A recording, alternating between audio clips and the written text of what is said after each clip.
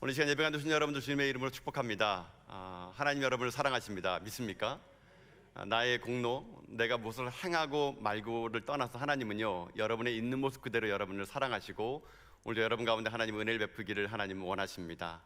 오늘 이 밤에 여러분의 심령이 다시 한번 하나님을 주목하는 가운데 여러분 삶이 하나님 은혜로 말미암아 꽃을 피고 열매를 맺는 귀한 은혜 밤의 시간 될 수 있기를 주님의 이름으로 축복합니다.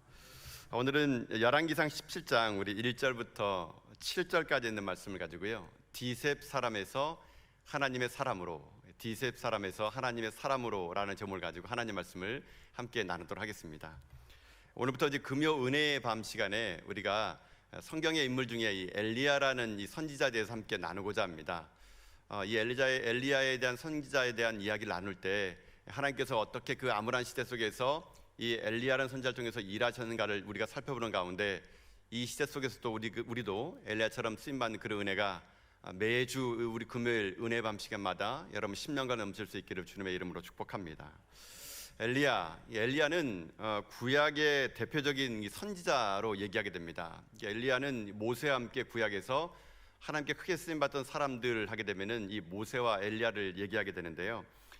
나중에 여러분 신약에 가게 되면은 예수님이 이 변화산에서 이제 몸이 이게 흰 옷으로 변화될 때 예수님 양옆에 두 사람과 함께 예수님이 얘기합니다. 그 사람이 누구냐면 바로 모세와 엘리야였습니다. 모세는요 율법을 대표하는 사람이라 그러면 엘리야는 선지자를 대표하는 사람, 바로 그 사람이 엘리야입니다. 엘리야 선지자의 이름이 뜻이 있습니다. 이름의 뜻이 무엇이냐면요, 내 하나님은 여호와시다라는 것이 엘리야 이름의 뜻입니다. 그러니까 보통 여러분 그 구약에서 뭐 신약도 마찬가지지만 성경에서 엘일로 시작되면 또 엘으로 끝나게 되면은 그냥 하나님이라는 뜻입니다. 하나님. 그리고 이제 야로 끝나는 거 있지 않습니까? 뭐 야로 끝나는 것은 여호와다, 야훼다 이런 말입니다. 그러니까 왕들 이름 중에는 뭐 히스기야 이렇게 된 것처럼 야로 끝나게 되면은 보통 어떤 뜻이냐면요, 야훼 하나님, 그 다음에 여호와 이런 뜻입니다. 그럼 가운데 리가 뭐냐? 리는요, 이 히브리 성경의 리는요 소유격입니다. 나의라는 뜻이죠. 그러니까 여러분 그 예수님께서 십자가 못 박히실 때 엘리 엘리 라마 사박다니 하지 않습니까? 그 엘리가 뭐냐면 나의 하나님이거든요. 거기에 야만 덧친 겁니다. 나의 하나님은 여호와다. 바로 그게 엘리야 선지자 이름의 뜻이라는 겁니다. 엘리야는 구약의 위대한 사람입니다. 여러분도 아마 엘리야 선지자에 대한 이야기는 많이 들어보셨을 것입니다. 어떤 이야기가 가장 유명합니까? 이제 우리가 계속 살펴보겠지만 열왕기상 18장 보게 되면은 엘리야가 바알과 아세라 선지자 850명 대 1로 싸우는 그런 기가 막힌 아주 드라마틱한 그런 사건이 열왕기상 18장에 나오거든요. 그때 이 바알과 아세라 선지자가 진짜 신이 누구인가를 대결했을 때 바알과 아세라 선지자가 아무리 그들의 신을 깨우려 하더라도 그들의 신이 그들과 임재하지 않았는데 엘리야가 하늘을 향해서 나의 하나님 여호와여 그랬더니 하늘에 불이 내려가지고 제단을 태워버리는 그런 기적의 사건을 일으켰던 사람, 그 사람 누구냐? 바로 엘리야라는 것이죠. 또 엘리야는 이런 기적의 사람뿐만 아니라 기도의 사람이었습니다. 야고보서 5장 17절 18절 보게 되면은 엘리야가 비가 오지 않기를 구했더니 3년 반 동안 비가 오지 않고 또 기도했더니 비가 내렸다 그러거든요. 오늘 말씀 한번 같이 읽어볼까요? 야고보서 5장 17절 18절 말씀을요 한번 같이 한번 읽어보겠습니다. 시작.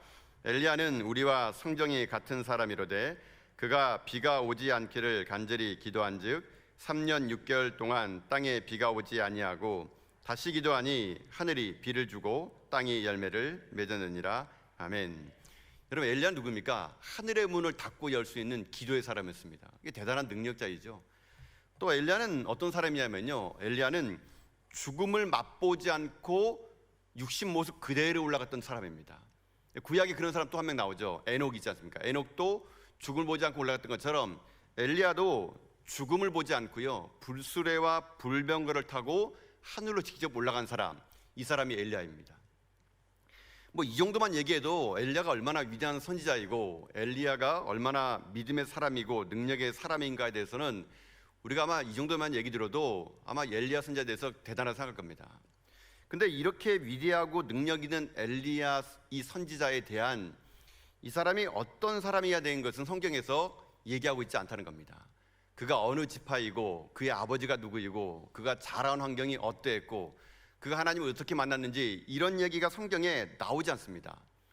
이런 위대한 선지자 엘리야가 어떤 사람인지를 알 수 있는 것은요, 딱 한 구절밖에 없습니다. 그가 어디 출신이냐 이거밖에 나오지 않거든요. 여러분, 그게 오늘 본문에 있는 말씀 17장 1절인데요. 한번 이 말씀을 같이 한번 읽어보도록 하겠습니다. 17장 1절 말씀을 같이 읽겠습니다. 시작.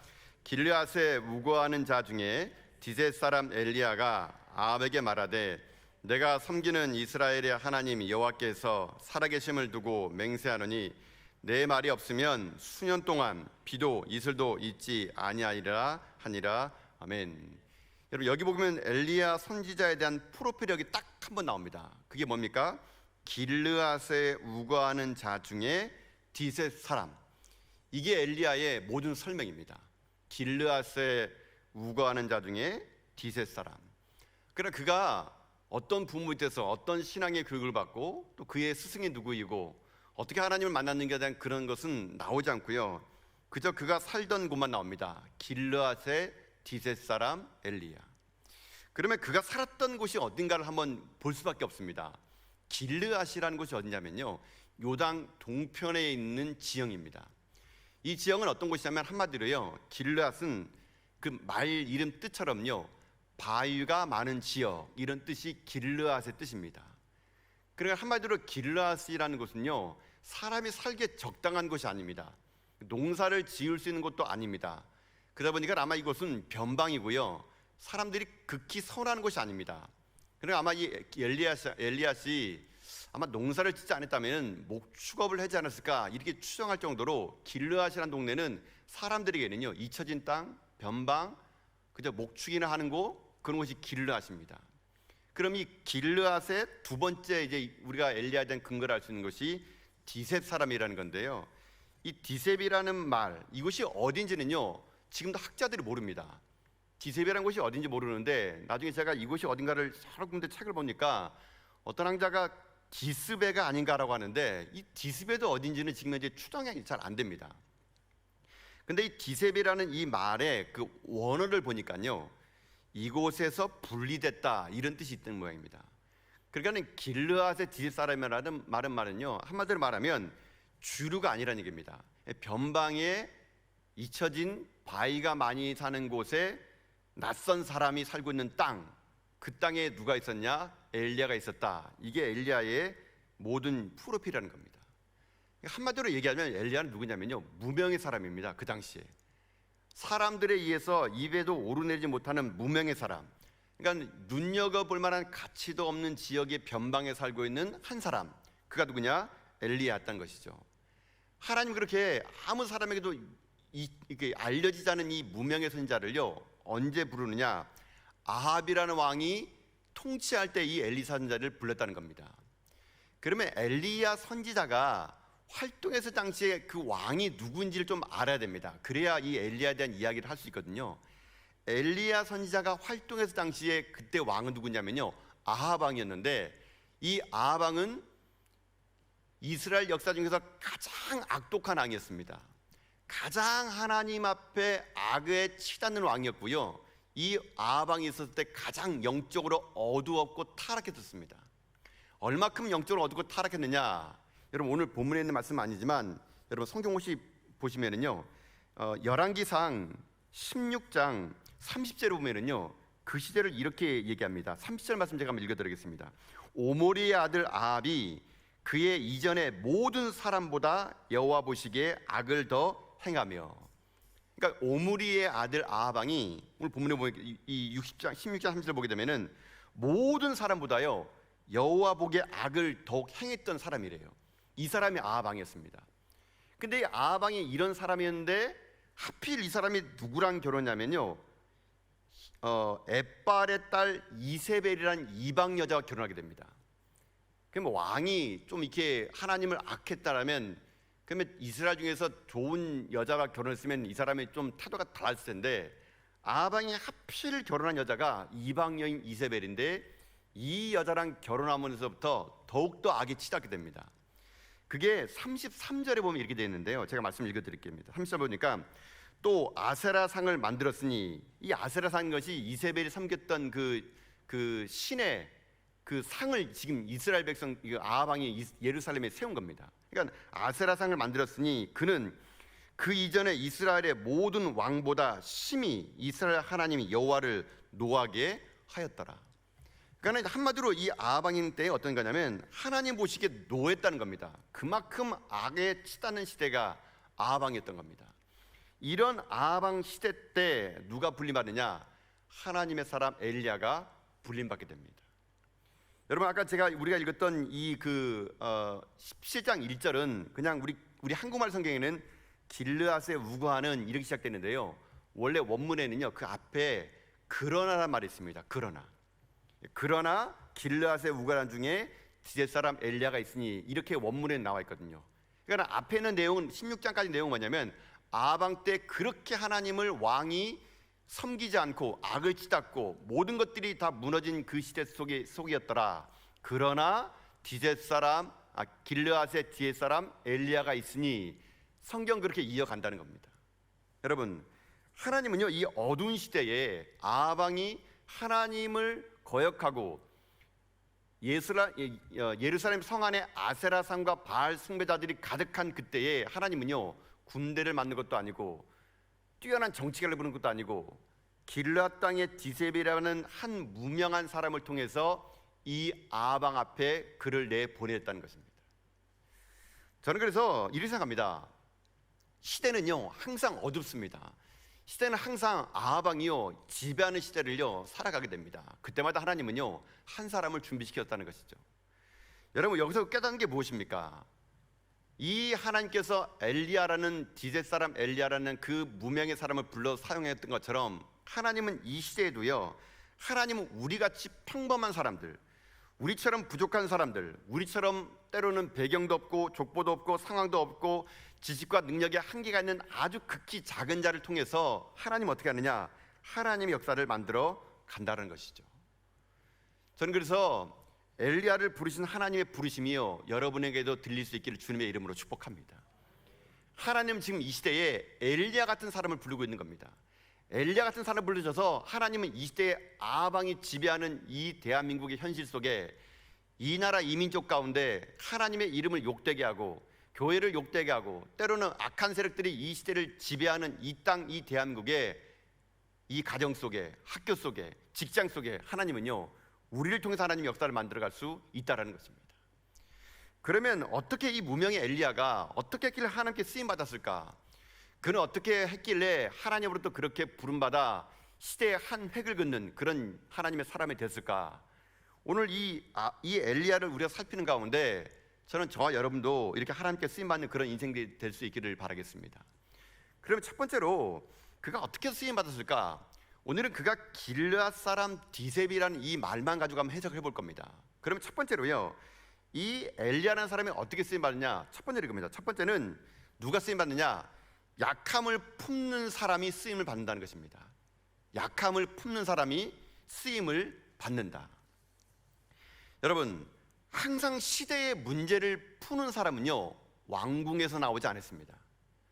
항상 역사의 패러다임을 새롭게 바꾼 사람들은요, 화려한 왕궁에서 태어나지 않고요, 대부분 바닥에서 나왔습니다. 바닥에서 나왔고 변방에서 나왔고 광야에서 나왔습니다. 바닥, 변방, 광야, 이것은 어떤 곳입니까? 약함에 있는 곳입니다. 약함이 항상 약함에 있는 곳인데, 하나님은요, 그런 약함에 있는 그런 약자를 품어서 하나님의 역사를 만들어 간다는 것입니다. 하나님은요, 화려한 궁궐이 아니라 변방, 바닥, 광야 같은 곳에서 자기가 약하다고 생각하는 그 사람과 하나님은요, 함께 하십니다. 왜 그런지 아십니까? 그런 바닥이라고 생각하는 곳, 그런 변방이고 광야라고 생각하는 곳에 있는 사람의 약함을 통해서 하나님은요, 그 속에서 그가 하나님을 만날 수 있는 그 환경 속에서 하나님의 그들의 삶 가운데 나타내 주어지고 하나님을 체험할 수 있는 그런 환경이기 때문에 그렇다는 것입니다.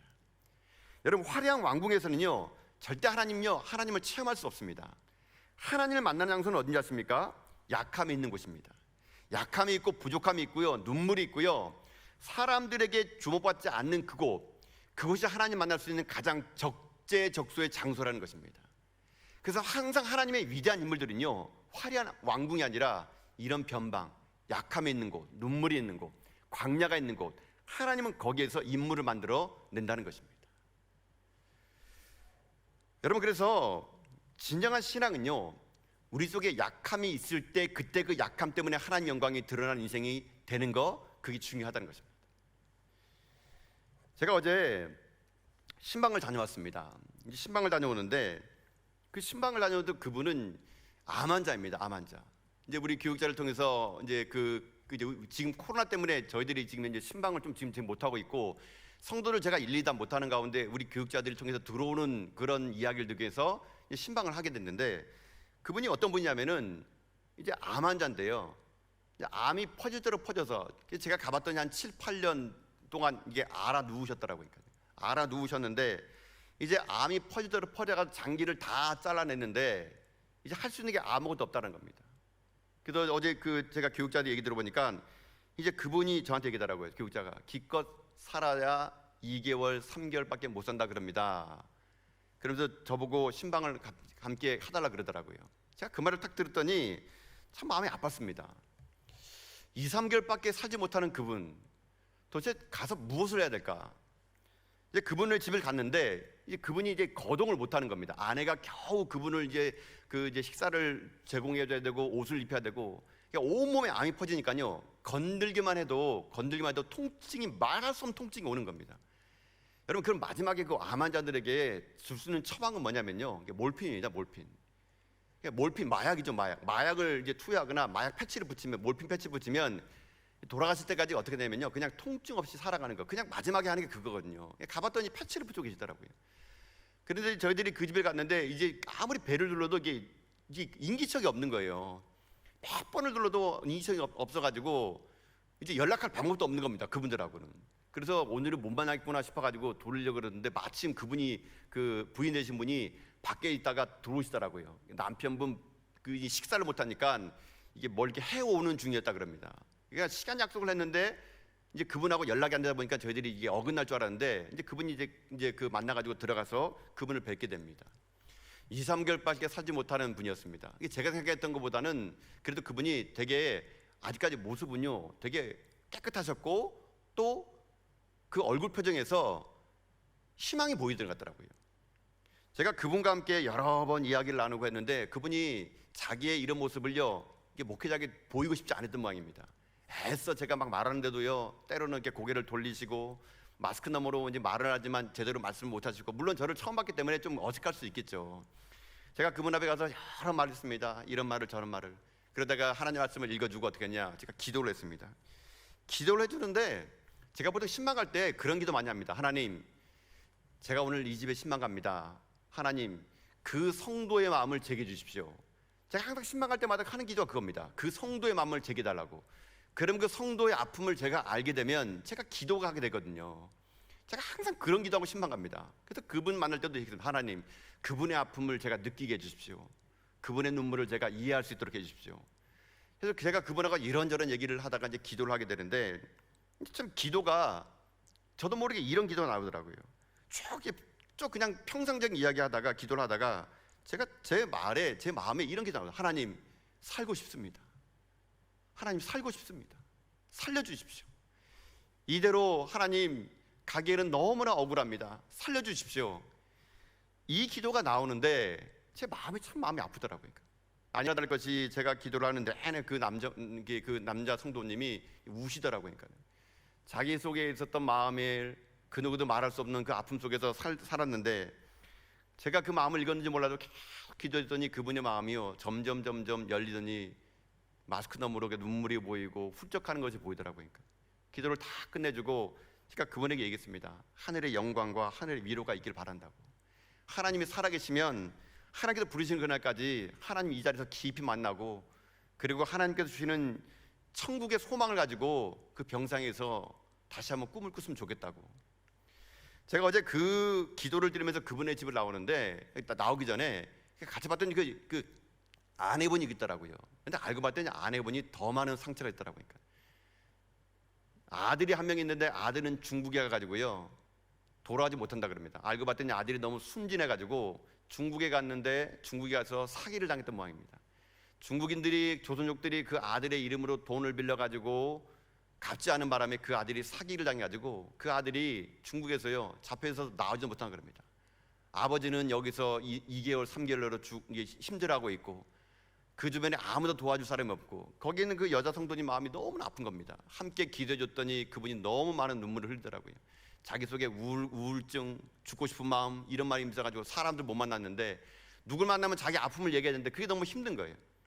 제가 그 마음을 알고 기도해줬을 때 그분들이 많이 울고 또 위로를 받는 걸 보면서 제가 한 가지 깨달은 게 있었습니다. 이거였구나. 약함, 이 약한 마음.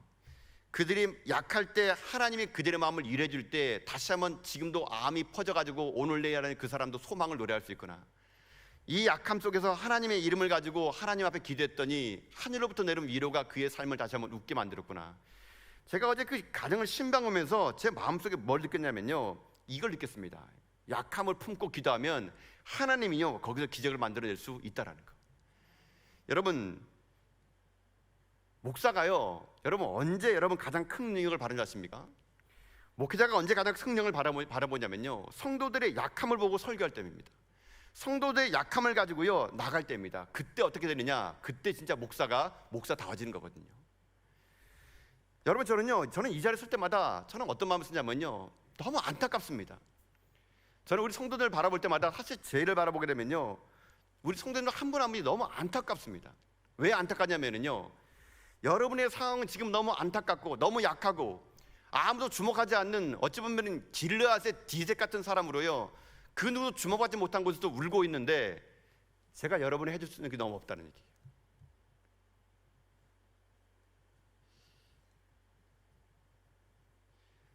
목사인 제가 여러분에게 해줄 수 있는 것이 아무것도 없다는 겁니다.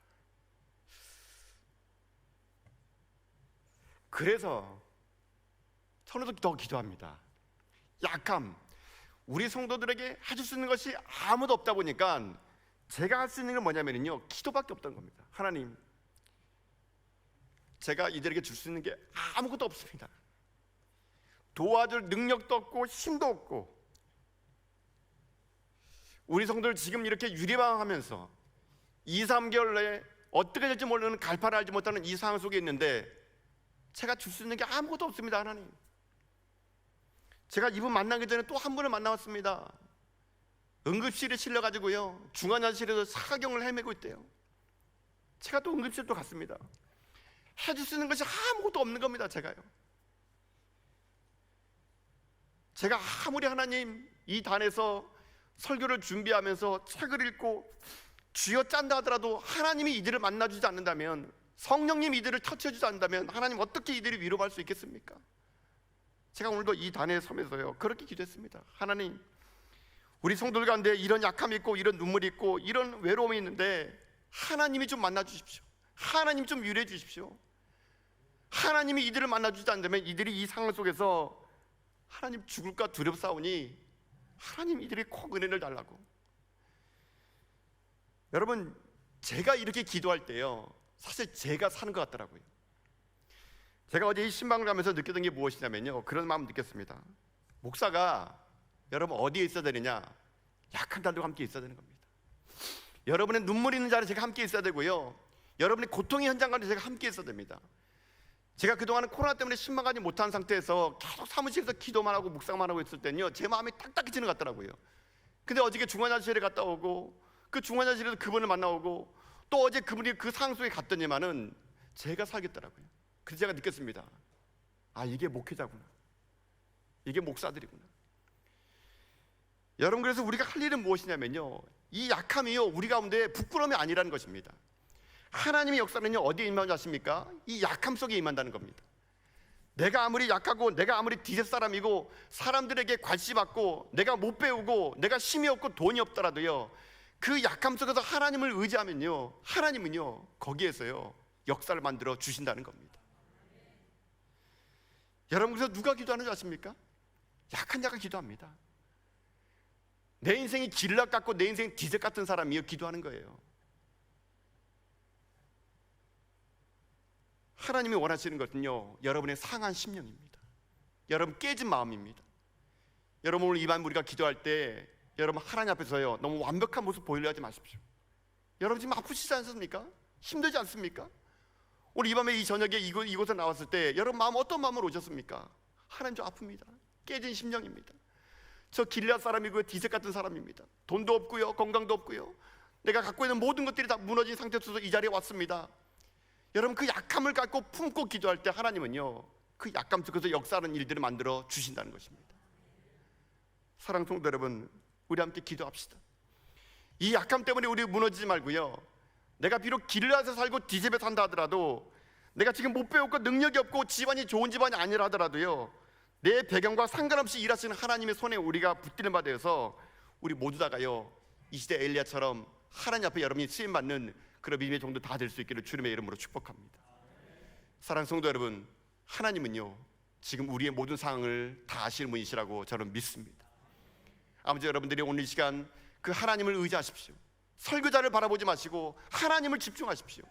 하나님을 집중하며 나가서 여러분의 상한 심령 오늘 다 치유받고 회복되어서, 내가 비록 길앗에 있고 디셉에 있고 사람들에게 주목받지 못하고 무명이라 하더라도 하나님이 내 마음속에 역사하신다면 내가 역사의 한복판에서 하나님의 일을 감당할 수 있다는 여러분 확신을 가지시고, 여러분 이 시대에 엘리야 같은 믿음의 종들이 다 될 수 있기를 여러분 주님의 이름으로 축복합니다. 엘리야 그 사람이 그 선지자가 쓰임받았던 것이 그런 약함을 붙잡았기 때문에 쓰임받았다 그러면요, 두 번째 엘리야가 쓰임받았던 것은 무엇이냐면요, 그가요 말씀에 사로잡혔기 때문에 쓰임받았다는 것입니다. 엘리야는요 말씀에 사로잡힌 자였습니다. 어떻게 그걸 알 수 있냐면요, 신명기 11장 16절 17절을 보면은요 이렇게 기록되는데, 우리 신명기 11장 16절 17절 말씀을 같이 한번 읽어보도록 하겠습니다. 함께 읽겠습니다. 시작. 너희는 스스로 삼가라. 두렵건대 마음에 미혹하여 돌이켜 다른 신들을 섬기며 그것에게 절함으로 여호와께서 너희에게 진노하사 하늘을 닫아 비를 내리지 아니하여 땅이 소산을 내지 않게 하심으로 너희가 여호와께서 주신 아름다운 땅에서 속히 멸망할까 하노라. 아멘. 아마 저는요 이 엘리야가요 이 하나님 말씀을 묵상했을 거라 생각합니다. 이 하나님 말씀을 보니까 지금 이스라엘 백성들이요 어떤 상황이냐, 하나님을 떠난 상황입니다. 아합 왕과 이세벨이요 하나님을 여기지 않으니 온 백성이 지금요 하나님이 누군지를 모르는 시대입니다.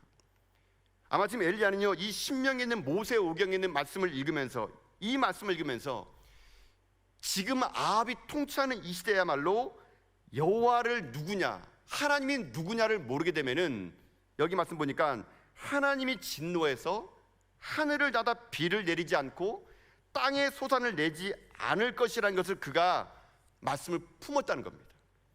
말씀을 품었더니 그가 어떻게 합니까? 그 말씀을 가지고 어떻게 합니까? 담대하게 아합 왕이 가지고요 이 말씀을 선포했다는 거예요. 저는 이것이 엘리야가 하나님께 쓰임받은 두 번째 결정적인 이유라고 생각합니다. 말씀이 그에게 있었더니 그가 담대하게 일어나, 아무리 왕이라 하더라도요 오늘 17장 1절 보면은 담대하게 외칩니다. 하나님이 말씀하시기를, 하나님이 말씀하시기를. 여러분 일개 무명의 선지자가, 그것도 당대의 생사 여탈권을 갖고 있는 왕 앞에 나가지고요 당돌하고 심찬 목소리로 하나님이 말씀하시기를, 하나님이 말씀하시기를 이렇게 외치는 건 무엇입니까?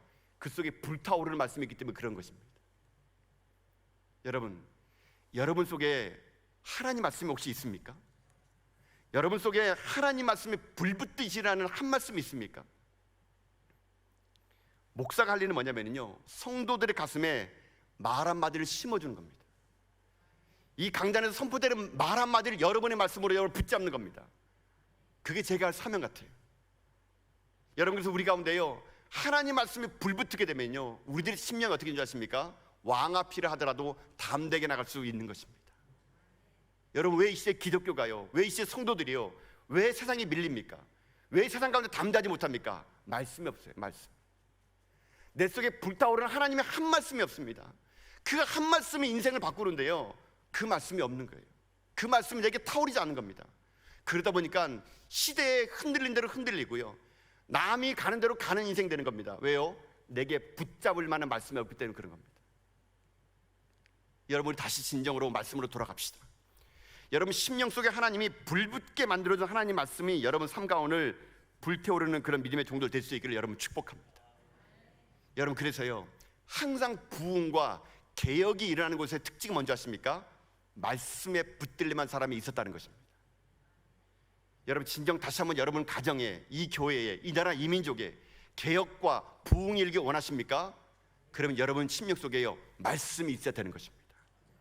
그 말씀을 붙잡고 여러분이 여러분의 삶의 현장에서, 가정에서, 직장에서, 캠퍼스에서 여러분들이요 엘리야 같은 사람이 되어서 이 시대에 그 누구 앞에서도요 주눅들지 않고 담대하게 하나님 말씀을 선포해 나가는 여러분 다 될 수 있기를 주님의 이름으로 축복합니다.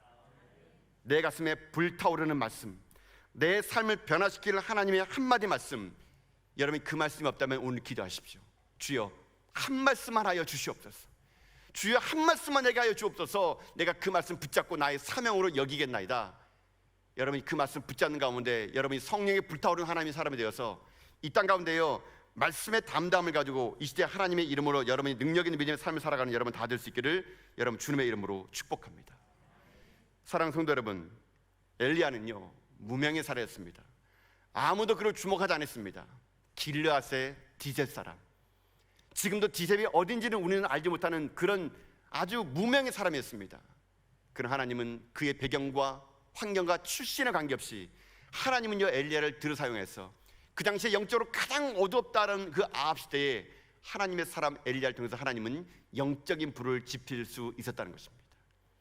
이 시대 하나님은요 이런 엘리야 정신을 가지고 살아갈 한 사람을 찾고 계십니다. 이 시대 하나님은요 이런 엘리야의 마음을 가지고 하나님을 섬길 사람을 지금 찾고 계십니다. 저는 그 한 사람이 저와 여러분이 되고 우리 전화교회 될 수 있기를 주님의 이름으로 축복합니다. 마음이 상했습니까? 그 모습 그대로 가십시오. 거기에 하나님 임재하여 주실 것입니다. 말씀이 없습니까? 다시 한번 말씀으로 무장하십시오. 한 말씀이 여러분 삶을 바꿀 수 있는 말씀이 여러분 삶 가운데 있어야 됩니다. 그래서 아무쪼록 여러분 인생의 삶이 이 땅에 하나님의 사람 엘리야처럼 이 시대에 하나님의 큰 믿음의 일꾼 되어서 시대의 한 획을 그으며 역사의 한복판에서 하나님이 살아계심을 선포해 나가는 하나님의 귀한 믿음의 종들 다 될 수 있기를 여러분 주님의 이름으로 축복합니다.